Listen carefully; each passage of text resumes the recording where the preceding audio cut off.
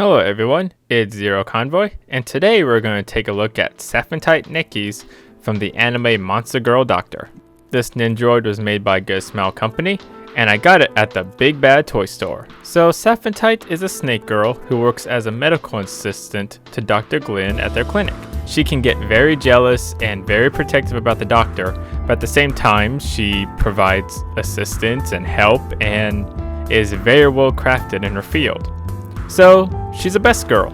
In Nendoroid form, Saphentite has honestly a lot going on with her. Each time I look at her, each time I mess with this figure, I notice something new. She has quite the detailed design, from her little face scales to her shoulder cape, to the tiny little teeth things that are using to hold together the cape. She just has so much going to her that it's amazing, and this figure really highlights the details that Good Smile Company works so hard to capture when making their Nendoroids. Her overall color scheme has a very light, if not washed out tone to her, which really makes the reds on her pop. It also highlights even more details like on her face and tail.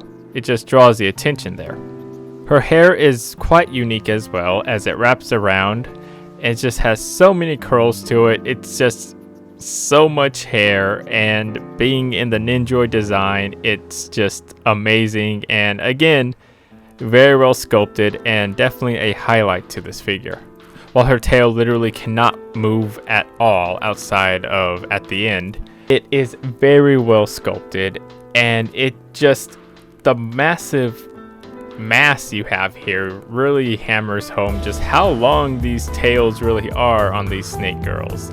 As known with Nendoroids, they aren't really known for articulation outside of the standard head movements and limb rotation, and Saphentite here, she loses about half of the standard Nendoroid articulation, maybe even a little more, because of how her shoulders are situated. So you can still strike some poses with her, but not as much as you normally would. And speaking of poses, let's talk about accessories. Nendoroids are known for their faceplates, and Saphentite is no exception. However, swapping her faceplate can be a bit interesting, if not unique. You'll have to undo her hair, which is this piece in the front that comes down around her face. It actually loops into a slot into the back, and the instruction manual suggests that you unplug the front and unplug the back, and then you can remove the front of her hair and face as a traditional Nendoroid. Faces, we have the standard smiling face, a very judgmental face, and a drunk happy face. And additionally, we have her nurse's hat, which interestingly has this very tiny clear piece that I almost broke off thinking it was packaging, and it's used to, it sandwiches between the front half of her hair and the back half of her hair. So while it's not the most secure thing in the world, it isn't the most loose thing. It's there. While I do feel they could have done a little bit better, I see what they were doing. And for the design of the nurse's hat, I'm thinking this may be the best way they could have approached it. And for more standard looking accessories, we have a cup of wine, a medical bag, and a clipboard, which I forgot to show earlier, but it comes with her default. So, and of course, crazy amount of limbs that she comes with. And with that, let's just slideshow some poses.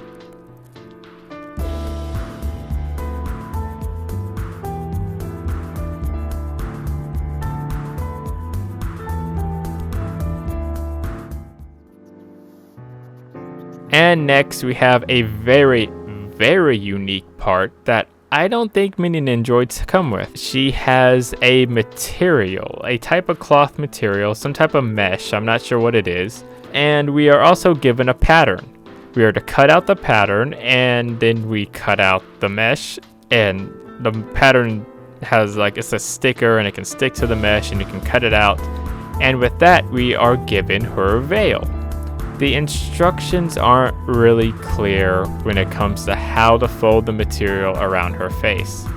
So what I did was, after putting it between the faceplate and the back of her head and having it fold around, I actually had the back end of the veil into the peg that goes onto the back of her head where the hair goes. That's my way of doing it. I'm not really sure how it's supposed to look, so hopefully I did it right. But the end result is this looks really good. And while I do wish this was a part, and I'll be honest, I think they could have done this as a part and it would have been just as secure.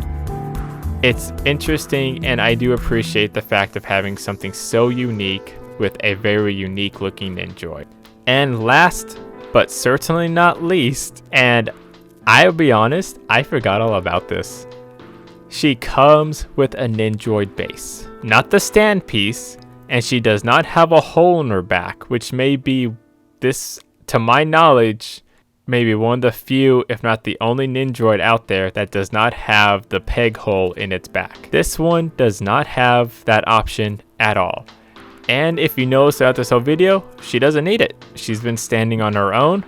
Honestly, the only real use I have for the stand is if I'm doing a display with other Nendoroids or just keeping her off the ground so the paint won't smear. That's about it. And now for the size comparison.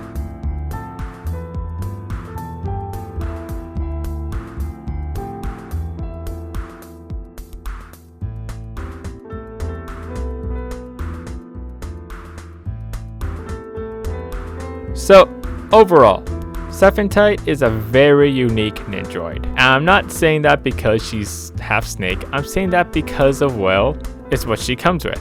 She has to be the only Nendoroid that, again, I know of that comes with a felt-like material to wrap around for an accessory. As well, the fact that she doesn't come with a stand piece and able to stand on her own. I have a few Nendoroids that can technically stand on their own, but they will topple over. That Saphentite here needs no stand whatsoever, and that is just amazing to me. It makes it a lot easier taking photos because now I don't have to edit out a stand. She is really heavy compared to other Nendoroids because of her tail. It's actually a lot of weight there, and I can't help but feel that may be an insult to her. I think, if I recall, she may be a bit self-conscious about her weight. Other than that though, her accessories are quite unique too. I really love what they did with the nurse's hat and her expressions. Saphentite here, she has such a dynamic change in faces from the smiling to angry and drunk and all. I love the faces. They really add to this. They really expressionate this character, and I feel like they capture her a lot. I'm very happy to have this Nendoroid. While she does have a bit of her issues, like I said, you're gonna have a little bit of the hat's a little wonky, and the veil, I mean, it's weird. I like it, but it's weird. I still think that she may be one of my favorite Nendoroids now. And I'm not just saying that because I really like the character. I'm glad she's here. I'm really happy I have her in figure form because I can't afford her statue form. But this figure has so much uniqueness going to it.